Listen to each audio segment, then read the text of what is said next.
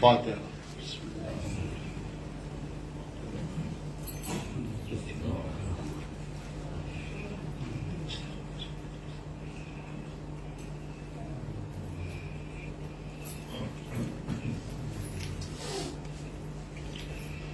اعوذ باللہ من الشیطان اللعین الرجیم. بسم اللہ الرحمن الرحیم. والحمد للہ رب العالمین والصلاة والسلام علی اشرف الانبیاء والمرسلین سید الوصیین محب الغرباء والفقراء والمساکین رحمت للعالمین رسول الثقلین امام الحرمین صاحب قاب قوسین محبوب رب المشرقین والمغربین جد الحسن والحسین مولانا و مولا الثقلین ابی القاسم وآل بیتہ الطیبین الطاہرین المعصومین المظلومین المنتخبین المنتجبین الذین اذهب اللہ عنہم الرجس وطہرہم تطہیرا.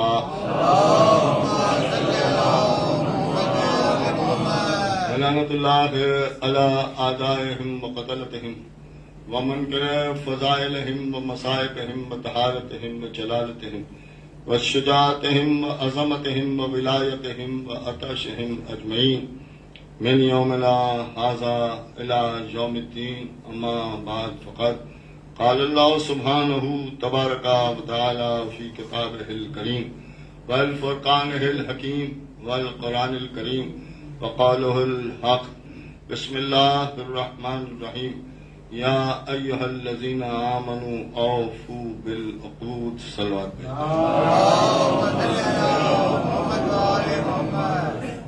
بعد مختصر آیہ کریمہ جس میں ارشاد رب العزت فرمائے کہ وہ لوگوں جو ایمان لائے ہو اپنے وعدوں کو پورا کرو.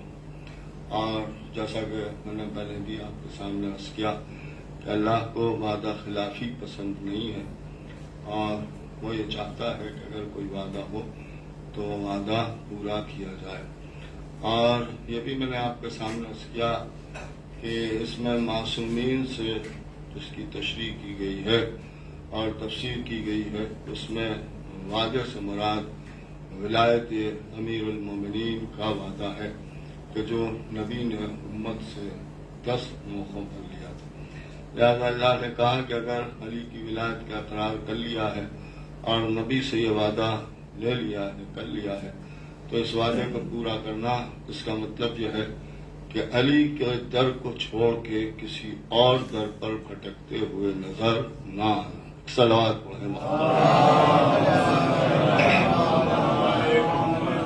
بے عبداللہ ہمارا یہی مسلک ہے اور ہمارا یہی دین ہے اور ہمارا یہی مذہب ہے کہ ہم ولایت امیر المومنین پر جان دیتے ہیں اور یہی ہماری پہچان ہے. اور کھلی ہوئی بات ہے کہ ہم یہ اچھی طرح سے جانتے ہیں کہ حضرت علی کی ذات وہ ذات ہے کہ جن کے سبب ہمارا وجود ہے، اور اگر وہ ہیں تو ہم ہیں، اور اگر وہ نہیں ہیں تو پھر ہم بھی نہیں ہیں. اب یہاں کے اوپر ایک نظریہ ہمارا بہت صاف یہ ہے کہ جو علی کا ہے وہ ہمارا ہے، اور جو علی کا نہیں ہے تو پھر وہ ہمارا بھی نہیں ہے. اب اس میں لوگ اعتراض کرتے ہیں اور یہ کہتے ہیں کہ صاحب کسی کے خلاف آپ کیوں بولتے ہیں؟ تو ان کے لیے میرے پاس ایک سیدھا سا جواب یہ ہے کہ آل محمد کے خلاف اگر بول دینے سے کسی کا کچھ نہیں بگڑتا ہے تو اس کے خلاف بولنے سے ہمارا کیا بگڑے گا؟ ایک صلوات پڑھے محمد. اور علی ہماری جان ہے، علی ہماری زندگی ہے، اس لیے کہ ہم نے جب بھی بات کی ہے تو مولا علی ہی کی بات کی ہے، اور جب ہم پریشان ہوئے ہیں تو ہم نے مولا علی ہی کو پکارا ہے اور علی سے ہی مدد مانگی. لیکن کچھ لوگ گھبرا کے یہ کہنے لگے ہیں کہ ہم مدد تو اللہ سے مانگتے ہیں لیکن علی کو ہم وسیلہ بناتے ہیں، لیکن ایک بات میں آپ کے سامنے عرض کر دوں کہ یہ تقیے کا دور نہیں ہے. ہم علی سے ہی مدد مانگتے ہیں، اس لیے کہ ہماری ماں نے ہمیں یا علی مدد کہنا سکھایا ہے. ایک صلوات پڑھیں محمد. اور یا علی مدد کہنے کا مطلب ہی یہ ہے کہ یا علی آپ مدد کیجئے. اور بحمد اللہ جب ہم علی سے مدد مانگتے ہیں تو ہماری مدد ہو بھی جاتی ہے. یہ ایک عجب گھرانہ ہے کہ مدد بھی کرتا ہے اور عزت کو برقرار بھی رکھتا ہے. اس لیے کہ جب غیروں سے آپ مدد مانگیں گے تو مدد تو آپ کو مل جائے گی مگر عزت بھی ساتھ میں رخصت ہو جائے گی. اس لیے کہ اگر وہ ایک آدمی کی مدد کرے گا تو 1000 آدمیوں سے بیان کرے گا. اور یہ وہ گھرانہ ہے کہ مدد کرتے جاتے ہیں، کبھی کسی سے کچھ کہتے بھی نہیں ہیں. ایک صلوات پڑھیں محمد والے. بلکہ آہستہ آہستہ میں آپ کو لے کے چلوں کہ ان کی عطا میں اور دوسرے کی عطا میں یہی فرق ہے کہ جب کہیں اور سے مدد ملتی ہے تو مدد حاصل کرنے والا چھپاتا ہے، لیکن جب ان کے در سے مدد ہوتی ہے تو مدد پانے والا فخر سے بتاتا ہے. ایک صلوات پڑھیں محمد والے. ایک اور صلوات بھیجتے ہیں محمد. یہ بات میں یوں ہی نہیں کہہ رہا ہوں بلکہ مشاہدے کی بات ہے. کبھی آپ غور کریں، کسی ذاکر کا کسی خطیب کا ایک نکتہ ہے جو مجھے یاد آ رہا ہے، مجھے نام نہیں یاد آ رہا ہے اس لیے کہ خیانت نہ ہو جائے اس لیے نام بھی نہیں لے رہا ہوں. لیکن یہ کہ کسی کا ایک نکتہ ہے اور بہت غضب کا نکتہ ہے کہ زمانے میں کائنات میں اگر آپ دیکھیں تو بہت سے ادارے بنے ہوئے ہیں جو غریبوں کو کھانا بھی بانٹ رہے ہیں اور بیواؤں کی مدد بھی کر رہے ہیں، سب کچھ کر رہے ہیں. لیکن کبھی آپ غور کیجئے کہ اگر کسی بھی نام سے کہیں بھی کھانا بٹ رہا ہے تو شریف آدمی منہ موڑ کے نکل جاتا ہے، ہاتھ پھیلانے میں اپنی بے عزتی سمجھتا ہے. لیکن جب حسین کے نام پہ کھانا بٹتا ہے تو غریب بھی ہاتھ بڑھا دیتا ہے، امیر بھی ہاتھ بڑھا دیتا ہے. ایک صلوات پڑھتے ہیں.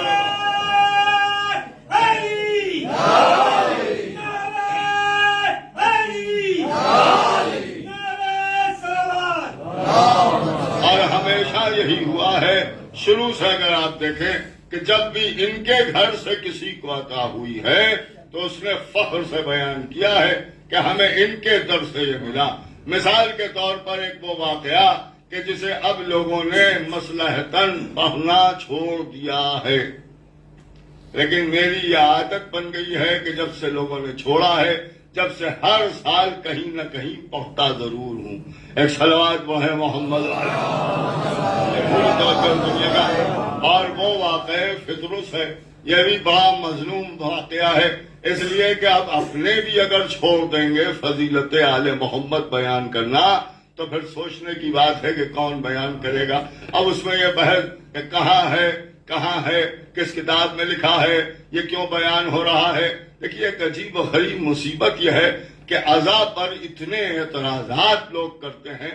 بس ان سے میری ایک ہی گزارش ہے کہ جتنے عزا پر آپ اعتراض کرتے ہیں اگر ان کے آدھے اعتراض بھی اگر آپ یزیدیت پر کرتے تو شاید کوئی اپنے کو یزید کہنے والا نہ ہوتا. ایک صلوات پڑھیں محمد والے. ایک اور صلوات بھیجتے ہیں محمد.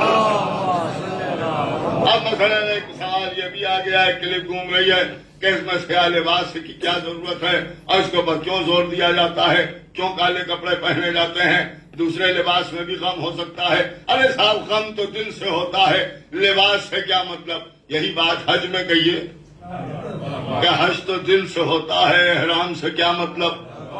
اے صلوات وہ ہے محمد والے محمد. ایک بات وہاں بھی کہیے. اب جب یہ سب باتیں کی جاتی ہیں ان کا صاحب کہاں لکھا ہے کہ سیاہ لباس پہنا جائے، تو بڑی چپتی ہوئی بات آپ کے سامنے عرض کر دوں کہ لکھا تو یہ بھی نہیں ہے کہ کوئی بیٹا باپ کے سامنے سگریٹ نہ پیے. اور کر رہے ہیں جو میں عرض کر رہا ہوں، یہ بھی کسی کتاب میں آپ کو نہیں ملے گا کہ بیٹا باپ کے سامنے سگریٹ نہ پیے. انہوں نے کہا صاحب لکھا تو نہیں ہے تو کیجئے، کس نے منع کیا ہے. انہوں نے کہا صاحب کیا بات کر رہے ہیں، احترام پتا کیسے چلے گا بیٹا کون ہے باپ کون ہے. اور یہی معاملہ یہاں بھی سمجھ لیجئے، سیاہ لباس نہیں پہنیں گے تو پتہ کیسے چلے گا کہ حسینی کون ہے یزیدی کون ہے؟ صلوات وہ ہے محمد والے ایک بابا سے بلند صلوات بھیجے۔ تو یہ فطرس کا واقعہ بھی عجیب و غریب ہے کہ حسین کائنات میں آئے اور فطرس خاموشی سے بیٹھا ہوا ہے اور لوگوں کو آتے جاتے دیکھ رہا ہے، لیکن جب اسے احساس ہوا کہ ملائکہ آ رہے ہیں تو اس نے پوچھا کہ جبریل کیا قیامت آ گئی؟ تو جبریل نے کہا قیامت نہیں آئی ہے بلکہ کائنات میں حسین آ گئے، اب حسین کا آنا ہی کسی کے لیے قیامت ہو جائے۔ ایک صلوات وہ ہے محمد والے ہمارے۔ تو فطرس نے کہا کہ ہمیں بھی لیتے چلو۔ اب دیکھیے فطرس بھی آ گیا، اب جب آیا تو رسول اللہ کو سلام کیا، جواب سلام میں رسول اللہ نے ارشاد فرمایا کہ اپنے آپ کو حسین سے مس کر لے۔ دیکھیے حسین سے مس کر لے، آگے بڑھا، آگے بڑھ کے اپنے آپ کو گہوارہ حسین سے مس کیا۔ رسول نے کہا تو حسین سے مس کر لے، مس کیا گہوارے سے، اور جب گہوارے سے مس ہوا تو بالوں پر مل گئے۔ ایک بات میں آپ کے سامنے عرض کروں، اگر بالوں پر نہ بھی ملتے تو یہ کہا جا سکتا تھا کہ نبی نے کہا تھا کہ حسین سے مس کر لو، اس نے حسین سے تو مس نہیں کیا، گہوارے سے مس کر لیا، لیکن اسے پھر بھی بالوں پر ملے۔ اس کا مطلب یہ ہے کہ گہوارہ کیا ہے؟ دیکھیے گہوارہ کیا ہے؟ کہ گہوارہ گہوارہ ہے مگر نسبت کیونکہ حسین سے ہے۔ تب بات سمجھ میں آئی کہ اگر کوئی شے حسین سے نسبت پا جائے تو اس سے مس ہونا بھی حسین ہی سے مس ہونا ہے، حسین ہی سے مس ہونا ہے۔ فطرس نے گہوارے سے بالوں پر حاصل کر کے یہ بتا دیا کہ آج میرے سامنے حسین ہیں، میں چاہتا تو حسین سے مس ہو جاتا، لیکن تمہارے لیے نظیر قائم کیے دیتا ہوں کہ اگر تمہیں بھی گناہ بخشوانا ہے تو جو حسین سے نسبت پا جائے اس دربار میں چلے جانا، گناہ معاف ہو جائیں گے۔ ایک صلوات بھیجتے ہیں محمد والے، ایک اور صلوات بھیجتے ہیں محمد والے۔ دوبارہ یہی فطرس ہے کہ اب جب چلا ہے تو پھر فخر کرتا ہوا چلا ہے۔ کون ہے میری مثل؟ میں حسین کا آزاد کرتا ہوں۔ کون ہے میری مثل؟ میں حسین کا آزاد کرتا ہوں۔ دیکھیے میں نے بات جو کہی ہے وہ یوں ہی نہیں کہی ہے، حسین کے علاوہ تو مجھے کوئی ایسا نظر ہی نہیں آ رہا ہے کہ جس کی عطا پر کوئی فخر کرے، اس لیے کہ اس سے پہلے جو بالوں پر تھے وہ اللہ کے عطا کیے ہوئے تھے، اور اس نے فخر کیا، اور جب اس نے فخر کیا تو بالوں پر چھین لیے گئے۔ وہی فخر پھر کر رہا ہے، لیکن اب قدرت مسکرا رہی ہے۔ یہ واقعہ ہی ہمیں بتا رہا ہے کہ اللہ کی عطا پر فخر نہیں کیا جا سکتا، حسین کی عطا پر فخر کیا جاتا ہے۔ اے صلوات بھیجے محمد والے۔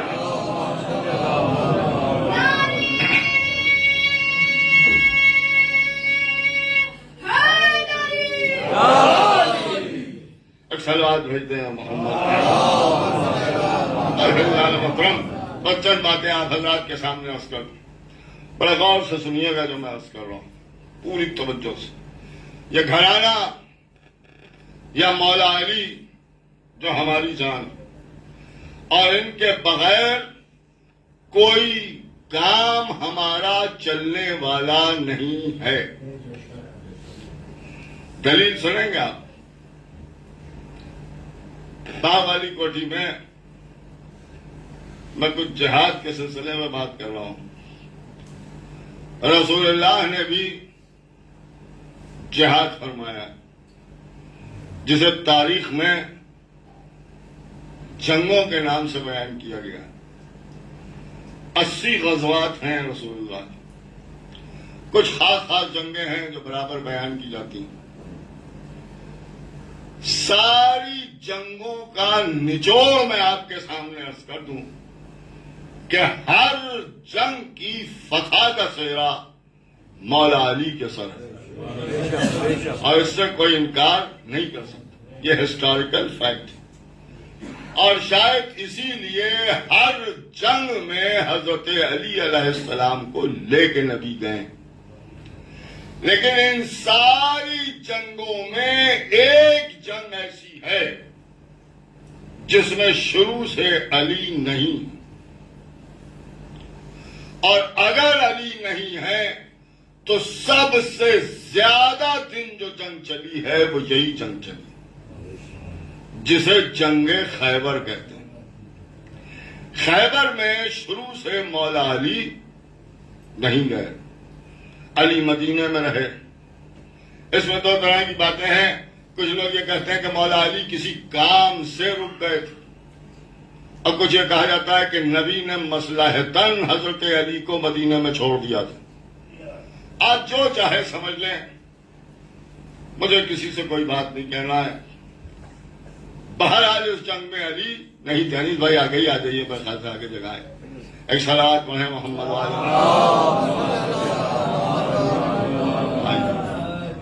تو اس جنگ میں مولا علی شروع سے نہیں. یہی جنگ 40 دن چلی. 39ویں دن نبی نے فرمایا کہ کل علم اسے دیا جائے گا کہ جو جرار ہوگا، غیر فرار ہوگا، مرد ہوگا. اور اس کے بعد جب اپنے لشکر کو دیکھا تب آواز دی، پروردگار میں نے تو وعدہ کر لیا کہ میں کل علم مرد کو دوں گا، اور یہاں تو کوئی مرد نظر ہی نہیں آ رہا ہے. تب اللہ نے آواز دی، نادِ علی مظہر العجائب، علی کو پکارو. مولا علی کو بلایا گیا. اب جب 40ویں دن علی آئے، لیکن اتنے غور سے نہ سنیے، اتنے غور سے نہ میں سنانے کا عادی ہوں اور نہ میں سمجھتا ہوں کہ آپ کو سننا ہی چاہیے، اس لیے کہ مجلس حسین ہے، ذکر اہل بیت ہے. لہذا یہ کہ بول کے سنیے. ایک صلوات پڑھیں محمد. خاموش بیٹھنا سنیے، پوری توجہ سنیے گا. علی والے خاموش نہیں بیٹھتے ہیں. ایک اور صلوات پڑھیں محمد. پوری توجہ سنیے گا کہ اگر علی 40ویں دن نہ آ جاتے تو شاید 40ویں دن اسلام کا ہی 40واں ہو جاتا. علی کو بلایا گیا. جب مولا علی آئے تب خیبر فتح ہوا. سوال یہ پیدا ہوتا ہے کہ حضرت علی کو اگر شروع سے ساتھ لے کے چلتے تو کیا پریشانی تھی. ایک بات تو عام طور سے ذاکرین بیان کر دیتے ہیں کہ اصل میں معاملہ یہ تھا کہ لوگوں کو یہ شکایت تھی کہ ہر جگہ علی آ جاتے ہیں اور فتح کر لیتے ہیں، ہمیں تو موقع ہی نہیں ملتا ہے. لہذا رسول اللہ نے بھی آواز دی کہ ٹھیک ہے، اپنی اپنی حضرتیں نکال لو. 39 دن کا ٹائم. 39 دن تک دوڑ بھاگ ہوتی رہی. جتنی تیزی سے جاتے تھے اس سے زیادہ تیزی سے واپس آ جاتے. یا یوں کہا جائے کہ جانے سے پہلے واپس آنے کے راستے دیکھ لیتے تھے، اور میدان میں جاتے تھے اور جیسے جاتے تھے ویسے ہی پلٹ آتے تھے. کہ پورا واقعہ میں آپ کے سامنے عرض کر چکا ہوں کہ جب کوئی میدان میں لشکر جاتا تھا تو مرحب اپنے قلعے میں بیٹھا ہوا تھا. اس قلعے کو قلعہ قیموس کہا جاتا تھا. اس کا نام تھا قیموس، اور اس کا ایک بھائی تھا جس کا نام حارث تھا، اور یہ حارث بھی بالکل مرحب جیسا لگتا تھا. تو مرحب یہ کہتا تھا حارث سے کہ دیکھنا کون آیا. تو حارث نکل کے دیکھتا تھا اور کہتا تھا لشکر آیا، فلاں صاحب لے کے آئے. تو مرحب اٹھ کے پھر بیٹھ جاتا تھا اور کہتا تھا وہ آیا ہے تو میں کیوں کھڑا ہو گیا. تو حارث کہتا تھا کیا میں جاؤں؟ تو کہا نہیں تمہیں بھی جانے کی ضرورت نہیں، خالی یہ پوچھو کون. اور حارث قلعے سے منہ نکال کے پوچھتا تھا کون، اور جیسے ہی کہتا تھا کون یہ سب فرار ہو جاتے تھے. ان کو یہ بتانے کا بھی وقت نہیں ہوتا تھا کہ یہ کون. ایک صلوات پڑھیں محمد. یہ منظر تھا، یہ خیبر کا منظر بیان ہو رہا ہے کہ یہ سب جاتے تھے اور ایسے ہی پلٹ کے آ جاتے تھے. وہ خالی نکل کے پوچھ لیتا تھا کون، اور جیسے ہی کہتا تھا کون اور اس کے بعد مڑ کے دیکھتا تھا تو میدان صاف، وہاں کوئی بھی نہیں. سب واپس آ جاتے تھے. دیکھیے سب واپس آ جاتے. لیکن یہ حارث تھا جو تھا، اور مرحب تو نکلتا ہی نہیں تھا. مرحب اپنی جگہ بیٹھا رہتا تھا. لیکن جب علی آئے تو مرحب نے پوچھا کہ ذرا دیکھو کون؟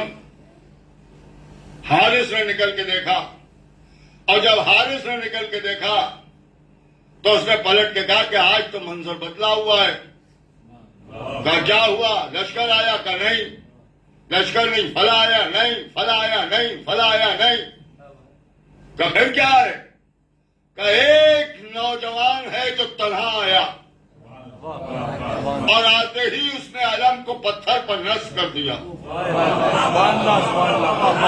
آتے ہی علم کو پتھر پر نصب کر دیا۔ مرحب نے سب سے پہلا حکم یہ دیا کہ اگر ایسا ہوا ہے تو سب سے پہلے تو قلعے کا دروازہ بند کرو۔ نہیں توجہ فرمائے گا؟ یہ دروازہ بند کرو کا مطلب یہ ہے کہ ابھی تک دروازہ کھلا ہوا تھا، یعنی جو لوگ آ رہے تھے ان سے کفر کو کوئی خطرہ نہیں تھا، جبھی تو دروازہ کھلا ہوا تھا۔ لیکن اب آنے والا جو آیا تو خطرہ محسوس کیا گیا، اور جب خطرہ محسوس ہوا تو مرحب نے پہلا حکم دیا کہ دروازہ بند کرو۔ جب دروازہ بند ہو گیا تو اس نے کہا حارث تو جا، اور جب حارث آیا تو جتنی تیزی سے آیا تھا اتنی ہی تیزی سے اپنے خاک و خون میں لوٹتا ہوا نظر آیا۔ علامہ عرفان حیدر آبادی نے کیا خوبصورت یہاں کے اوپر نقطہ بیان کیا، اور کہا اسلام میں 2 حارث مارے گئے۔ نہیں توجہ فرمایا؟ ایک حارث خیبر میں مارا گیا، ایک حارث غدیر میں مارا گیا۔ کیا خوبصورت بات کہی۔ اور کہا یہ جو حارث آیا تھا یہ علی کا دشمن نہیں تھا بلکہ خدا کا دشمن تھا، اور غدیر میں جو حارث آیا تھا وہ کلمہ پڑھتا ہوا آیا تھا، نماز پڑھتا ہوا آیا تھا، کلمہ پڑھتا ہوا آیا تھا، یعنی آنے والا اللہ کا دشمن بھی نہیں تھا، نبی کا دشمن بھی نہیں تھا، بلکہ علی کا دشمن تھا۔ اور جب علی کا دشمن آیا تو اللہ نے پتھر پھینک کے اسے قتل کیا۔ کیا خدا کی قسم کیا جملہ تھا، بلاغت کے اوپر بلاغت نثار، عجیب و غریب جملہ کہا کہ 2 حارث تھے، ایک اللہ کا دشمن بن کے آیا، ایک علی کا دشمن بن کے آیا۔ وہ کہتے تھے ایسا لگتا تھا کہ اللہ اور علی میں یہ معاہدہ ہو گیا تھا کہ تیرا دشمن آئے گا تو میں قتل کروں گا، میرا دشمن آئے تو تو قتل کرنا۔ ایسا کہتے ہیں محمد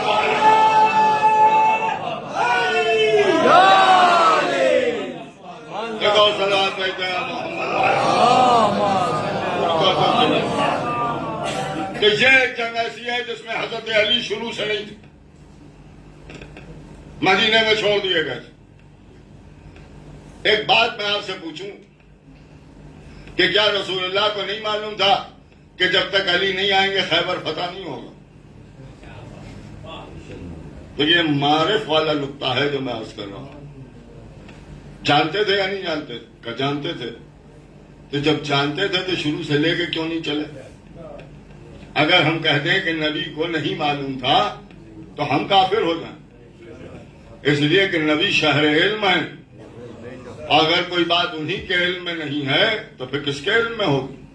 تو نبی جانتے تھے کہ جب تک علی نہیں آئیں گے خیبر فتح نہیں ہوگا۔ اب آئیے سب کو کافر بنا دیں،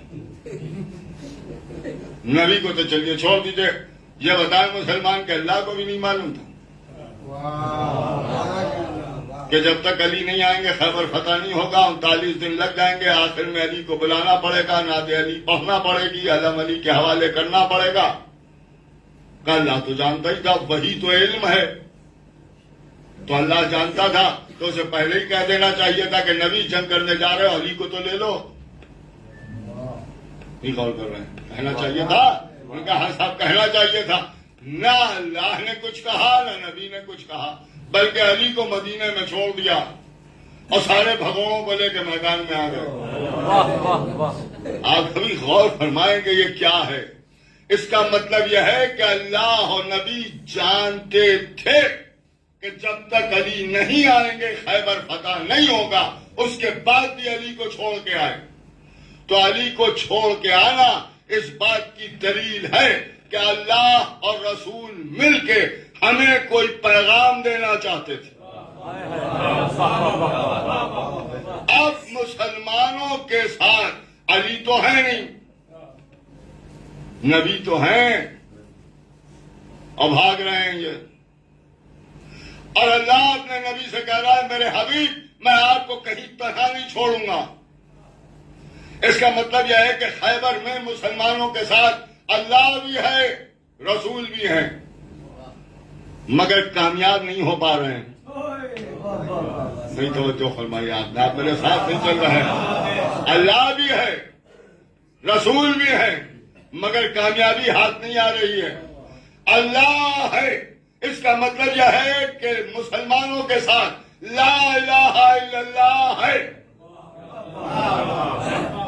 رسول ہے یعنی محمد رسول اللہ ہے، صرف علی ولی اللہ نہیں ہے۔ نہیں توجہ فرما رہے ہیں، جب تک علی ولی اللہ نہ آ گیا مسلمان کامیاب نہیں ہوئے۔ تو اگر میں کہہ دوں تو شاید غلط نہ ہوگا کہ لا الہ الا اللہ ساتھ ہے، محمد رسول اللہ ساتھ ہے، لیکن بھیا جب تک علی ولی اللہ کو ساتھ نہ لے لیا خیبر میں تو کامیاب نہ ہوئے، محشر میں کیا کامیاب ہو گئے؟ ایک صلاۃ بھیجتے ہیں محمد والے۔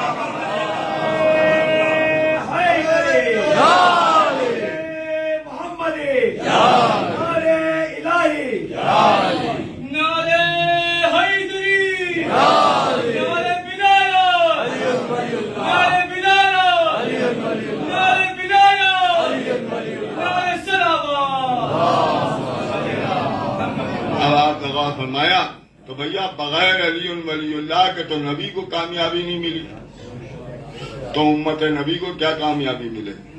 یہی بتانا تھا کہ اگر کامیاب ہونا ہے تو ان کے در پر آنا ہوگا، اور یہی بچانے والے ہیں۔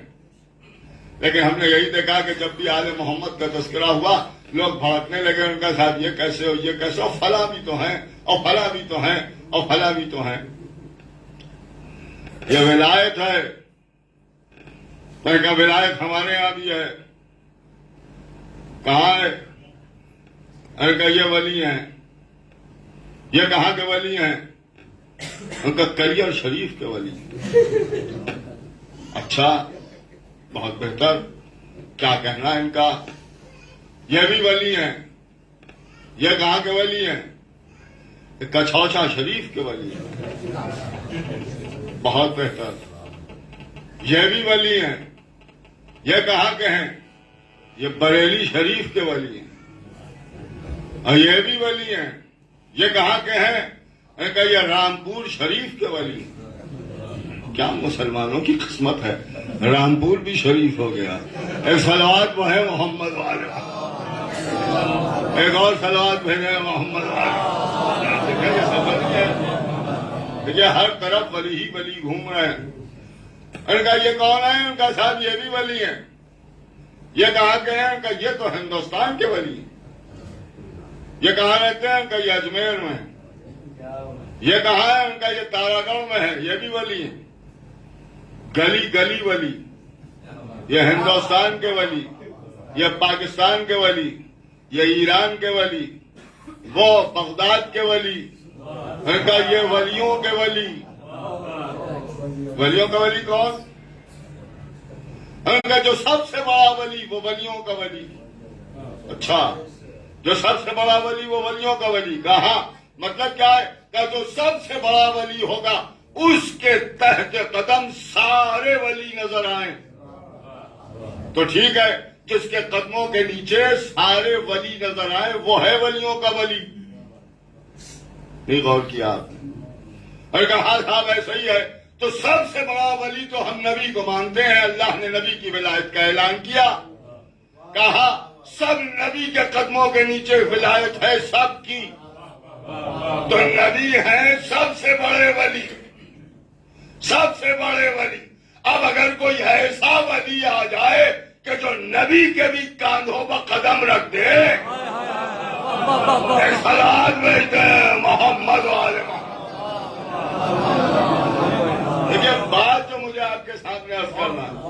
کہا صاحب یہ بھی ولی ہے، یہ بھی ولی ہے، یہ بھی ولی ہے. ولایت کو اتنا عام کر دیا کہ ہر گلی میں ولی گھومنے لگے، اور جسے دیوانہ دیکھا اسی کو ولی کہنا شروع کر دیا. ولی کسے کہتے ہیں؟ ولی کیا ہے پہلے اسے تو سمجھیے. انہوں نے کہا صاحب یہ ولی، جب آپ ان کے مزاروں پر جائیں گے، میں تو بالکل کھل کے بات آپ کے سامنے عرض کر رہا ہوں، جسے بات کرنا ہو کر لے، غلط بات ثابت کر دے گا مذہب بدل دوں گا. ان کے شجرے لٹکے ہوئے ہیں. شجرے دو طریقے سے چلتے ہیں. ایک طرف شجرے نسبی ہے، جس میں یہ فلاں کے بیٹے ہو، فلاں کے بیٹے ہو، فلاں کے بیٹے ہو، فلاں کے بیٹے، اور آخر میں آگے کسی امام سے لے جا کے جوڑ دیتے ہیں اور کہ یہ سید زادے ہوں گے.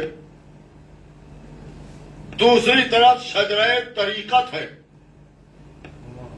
یہ طریقت کیا ہے کہ ان کو ان سے ولایت ملی، ان کو ان سے ولایت ملی، ان کو ان سے ولایت ملی، ان کو ان سے ولایت ملی، آخر میں آ کے حسن بصری تک پہنچ جاتے ہیں. آپ نے غور کیا جو میں آپ کے سامنے عرض کر رہا ہوں؟ ان کو ان سے ولایت ملی کیوں؟ کہ وہ ان کے استاد تھے. ان کو کس سے ولایت ملی؟ ان کو ان سے ولایت ملی، وہ ان کے استاد تھے. اس کا مطلب یہ ہے کہ ان کو ولایت ملی استادوں سے، تو جیسا استاد ہوگا ویسے ہی ولایت دے گا. اب جو ولایت آخر میں پہنچی تو حسن بصری تک پہنچی. میں نے پوچھا حسن بصری کو ولایت کس سے ملی؟ کہ مولا علی سے ملی. یہ شیعت نہیں ہے، یہ صوفیت ہے. اس لیے کہ مولا علی سے ولایت جو ملے گی وہ امام حسن کو ملے گی، حسن بصری کو نہیں ملے گی. صلوات ہے محمد وآل محمد. حسن بصری امام حسن علیہ السلام کے حق کے ویسے ہی غاصب ہیں کہ جیسے حق علی کا غاصب ابو بکر. اس 7 لفظوں میں سنیے جو میں عرض کر رہا ہوں. ارے کہا صاحب امام حسن، یہ حسن بصری سے ان کو ولایت ملی. حسن بصری کو کس سے ولایت ملی؟ کہ مولا علی سے ولایت ملی، مولا علی سے ولایت ملی. چلیے جانے دیجیے، مجھے کیا کرنا، مجھے کسی کو ولی مان نہیں ہے. میرے لیے تو مولا علی کافی ہے. وہی علی ہے، وہی ولی ہے. یہاں تو کسی طرف جانا ہی نہیں ہے. ٹھیک ہے، مولا علی کو سے ملی ہے. مولا علی کو کس سے ولایت ملی؟ کہنے لگے نبی سے ملی. نبی کو کس سے ولایت ملی؟ اللہ سے ملی. اب ایک بات مجھے سمجھ میں آئی کہ اللہ نے ولایت نبی کو عطا کی اور نبی نے ولایت علی کو عطا کی. تو علی کو ولایت ملی نبی سے.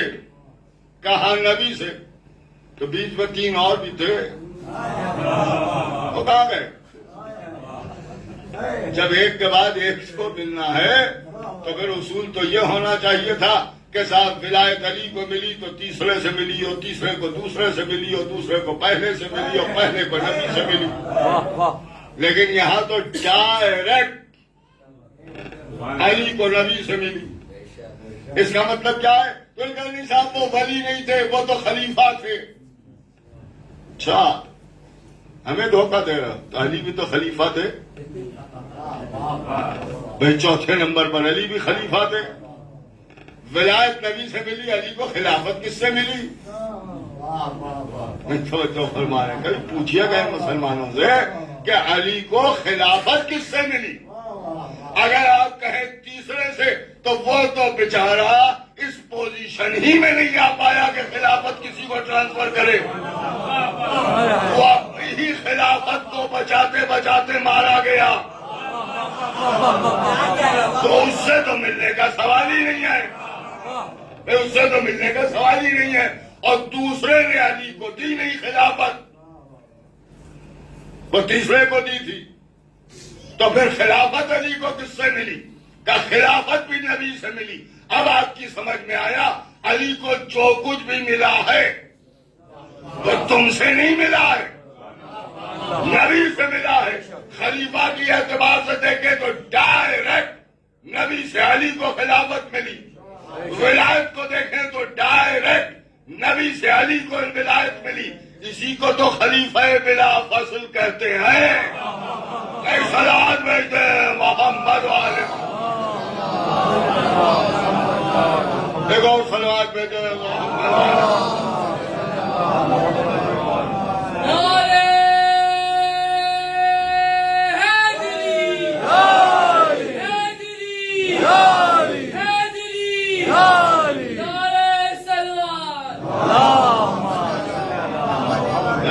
فرمایا جو میں آپ کے سامنے عرض کر رہا ہوں کہ مولا علی کو جو کچھ ملا ہے وہ نبی سے ملا ہے یا اللہ سے ملا، اور اس گھرانے کو جو کچھ ملا ہے وہ سب اللہ سے ملا ہے اور امت سے بھی ملا ہے. ایسا نہیں ہے کہ امت سے نہیں ملا، امت سے بھی ملا. میں ایک جملہ کہوں، بات کو آگے بڑھاؤں کہ جو کچھ اللہ سے ملا ہے انہیں فضائل کہتے ہیں، اور جو کچھ امت سے ملا ہے اسے مصائب کہتے ہیں. امت نے اس گھرانے کو سوائے مصیبتوں کے اور کچھ نہیں. کربلا میں بھرا ہوا گھر لوٹ لیا گیا. روئیے. آج چوتھی محرم، شہزادی کے 2 بچوں کا ماتم ہوتا ہے، جناب آن اور جناب محمد. یہ 2 چھوٹے چھوٹے بچے جب مدینے سے قافلہ چلنے لگا تو جناب عبداللہ جناب آن و محمد کو لیے ہوئے شہزادی زینب کے پاس آئے اور آ کے فرمایا کہ بی بی ان بچوں کو بھی ساتھ لیتی جاؤ. شہزادی زینب نے فرمایا کہ میرے والد سفر کی سختیاں کبھی بھی ہم جانتے ہیں، لیکن ان بچوں کو لیتی جاؤ کیونکہ سارے واقعات کا علم تمہیں بھی ہے اور ہمیں بھی ہے. جب میرے آقا پر کوئی مصیبت کا وقت آئے تو ایک کو اپنی طرف سے قربان کر دینا، ایک کو میری طرف سے قربان کر دینا. آن و محمد کے لیے ہوئے زینب کربلا آ گئی. شب عاشور حسین خیموں کا جائزہ لے رہے. چلتے چلتے آقا حسین ایک خیمے کے پاس جا کے رکے. وہ خیمہ شہزادی زینب کا تھا. دونوں بچوں کو سامنے بٹھائے ہوئے زینب سمجھا رہی ہیں، بچوں کل آل محمد کی قربانی کا دن ہے.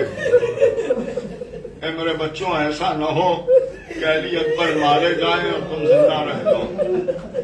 اے میرے بچوں ایسا نہ ہو کہ قاسم پامال ہو جائیں اور تم رہ جاؤ. بچوں نے ماں کے بازوؤں کو چوم کے کہا کہ اماں صبح ہونے تو دیجیے.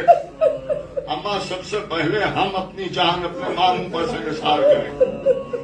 صبح عاشور نمودار ہوئی. حسین سب کو اجازت دے رہے ہیں، لیکن جب آن و محمد آتے ہیں تو حسین واپس کر دیتے ہیں. بچے ماں کے قدموں سے آ کے لپٹ گئے. ماں اب آپ ہی اجازت دلا سکتی ہیں. دونوں بچوں کے بازوؤں کو پکڑا، تیرے خیمہ پر آئی. آ کے فرماتی ہیں بھیا کیا زینب کے ہدیے کو قبول نہ کرو. حسین نے بچوں کو قریب بلایا، اپنے سامنے بٹھایا، اپنے ہاتھوں سے تیار کیا. آواز دی عباس 2 گھوڑے تیار کرو. 2 گھوڑے تیار ہوئے، بچوں کو سوار کیا. آقا عباس نے بچوں کو رخصت کیا. حسین نے خدا حافظ کہا. بچے میدان میں آ گئے. کچھ دیر کے بعد بچے گھوڑے سے زمین پر گرے. حسین لاشیں لے کے چلے. آقا عباس ساتھ ساتھ ہیں. دونوں بچوں کے جنازے حسین کے ہاتھوں پہ ہیں. لے کے خیمے میں آئے. آ کے خیمے میں رکھا. زینب نے سجدہ شکر ادا کیا، لیکن آپ نے بچوں کا ماتم نہ کیا. اس کے بعد پھر تمام شہداء شہید ہو گئے. قافلہ کربلا سے شام پہنچ گیا، شام سے رہائی مل گئی، یہ قافلہ واپس چلا، کربلا آیا، لیکن زینب نے اور محمد کا ماتم نہ کیا۔ زینب اپنے بچوں کی تربتوں پر نہ گئی، یہاں تک کہ زینب واپس مدینے آئی۔ مدینے میں بھی زینب نے جب پرسہ لیا تو حسین کا پرسہ لیا، اپنے بچوں پر آنسو نہ بہائے۔ جناب عبداللہ گھر میں آئے، آگے کہتے ہیں بی بی کیا ہم سے کچھ ناراض ہو؟ جناب زینب کہتی ہے میرے والی ناراض کیوں ہونے لگی؟ کیا پھر بی بی کیا بات ہے کہ گھر اب تک نہ گئی؟ زینب کہتے ہیں میرے والی ہم تم سے بہت شرمندہ ہیں۔ کس بات کی شرمندگی؟ کہ تمہارے 2 بچے ہمارے ساتھ گئے، دونوں کربلا میں مارے گئے، ہم تم سے شرمندہ ہو گئے۔ اے بی بی کوئی بات نہیں، ایک میری طرف سے حسین پر قربان، ایک آپ کی طرف سے حسین پر قربان۔ کہ عبداللہ ہمیں اطمینان ہو گیا۔ اے عبداللہ میرا بھرا گھر کربلا میں لٹ گیا۔ اے عبداللہ میں نے بھیا کے گلے پر چلتا ہوا خنجر دیکھا۔ زینب مسائل بیان کرنے لگی، جناب عبداللہ بھی رونے لگے۔ اب زینب نے سر پر ردا ڈالی، آواز دی ام کلثوم رباب۔ زینب اپنے گھر جا رہی ہے، سیدانیوں نے رخصت کیا، سید سجاد کچھ دور تک پہنچانے کے لیے آئے۔ جناب عبداللہ زینب کو لیے ہوئے اپنے بیت الشرف میں آئے، گھر کا دروازہ کھولا، زینب نے اندر قدم رکھا اور اس کے بعد جناب عبداللہ نے گھر کا دروازہ بند کیا، مڑ کے دیکھا زینب سہنے خانہ میں بیٹھی رو رہی ہیں۔ آگے بڑھ کے دریافت کیا بی بی کیا بات ہو گئی، یہاں بیٹھ کے کیوں رو رہی ہو؟ کہ عبداللہ ٹھہرو، عبداللہ میں نے بچوں کے لاشیں دیکھے لیکن میں نے آنسو نہ بہائے۔